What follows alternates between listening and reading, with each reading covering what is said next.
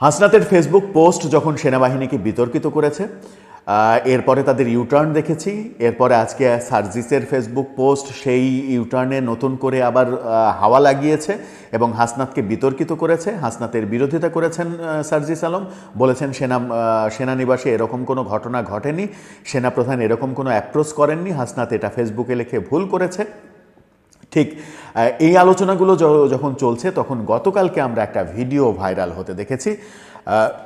নতুন দল এবি পার্টির সাধারণ সম্পাদক ব্যারিস্টার ফুয়াদ তিনি সেনাবাহিনী, সেনা প্রধান এবং রাষ্ট্রপতি সম্পর্কে এহেন কোনো কুরুচিপূর্ণ শব্দ নাই যা প্রয়োগ করেননি। সেই প্রয়োগের পরে প্রশ্ন উঠেছে, রাষ্ট্রযন্ত্র আদৌ কি কাজ করছে? যদি রাষ্ট্রযন্ত্র কাজ করে তাহলে তার এই বক্তব্যের জন্য তার নামে রাষ্ট্রদ্রোহ মামলা হওয়া উচিত, তার গ্রেপ্তার হওয়া উচিত, তার শাস্তি হওয়া উচিত।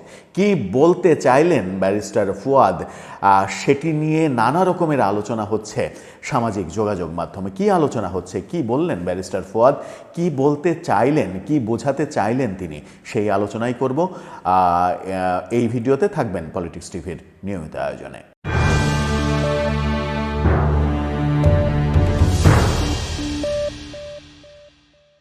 দর্শক, পলিটিক্স টিভির নিয়মিত ভিডিওগুলো এখন থেকে স্পন্সর করছে প্রজাপতি.টিভি, নতুন ওটিটি প্ল্যাটফর্ম। আপনারা চাইলে দেখে নিতে পারেন ইউটিউবে, ফেসবুকে, ইনস্টাগ্রামে, টিকটকে। আমাদের ডেসক্রিপশন বক্সে লিঙ্ক দেওয়া থাকবে, সেখানেও আপনারা ঢুকে সাবস্ক্রাইব করতে পারেন এই চ্যানেলটি। আগামী ঈদে তাদের আকর্ষণীয় সব আয়োজন রয়েছে, সেগুলো দেখতে পারেন।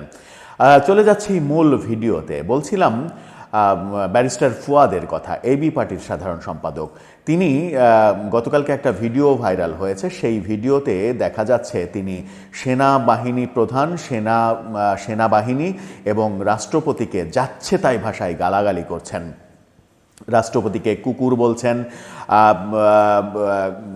এই কাউকে কুকুরের বাচ্চা বলছেন, কাউকে এটা বলছেন, মানে সেই শব্দগুলো আসলে প্রয়োগ করার মতো নয়, সেই শব্দগুলো কোনোভাবেই জনসম্মুখে প্রয়োগ করার মতো নয়, কিন্তু রাস্তায় দাঁড়িয়ে সমাবেশে তিনি সেই কথাটা বলছেন এবং কিছু সংখ্যক তার সমর্থক, কিছু সংখ্যক তার উজির নাজির সে ঠিক ঠিক বলে চিল্লাচ্ছেন। এই যে ঠিক ঠিক বলে চিল্লাচ্ছেন, এগুলো অশিক্ষিত, মূর্খ, গুন্ডা, পান্ডা, এগুলো নিয়েই রাজনীতি করেন রাজনীতিবিদরা কখনো কখনো।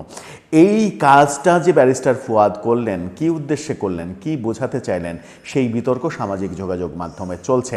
ব্যারিস্টার ফুয়াদ সেনানিবাস উড়িয়ে দেওয়ার কথা বললেন না, আমাদেরকে খেপিয়ে দিলে আমরা সেনানিবাস উড়িয়ে দেব। সেনানিবাস উড়িয়ে দেওয়ার কথা বলেও ব্যারিস্টার ফুয়াদ বহাল তবিয়তে থাকতে পারেন যে দেশে, সেই দেশে আদৌ শাসন কাঠামো ঠিক আছে কিনা সেই প্রশ্ন সামাজিক যোগাযোগ মাধ্যমে করছেন অনেকে। ব্যারিস্টার ফুয়াদ কি এমন শক্তিশালী ব্যক্তি যিনি সেনানিবাস উড়িয়ে দিতে পারেন? তার দল এবি পার্টি, যে এবি পার্টির সব মিলিয়ে কমিটির সংখ্যা যদি 50 জন হয়, তাহলে তার ভোট 50 দোকানে 100 জন, 100টা ভোট।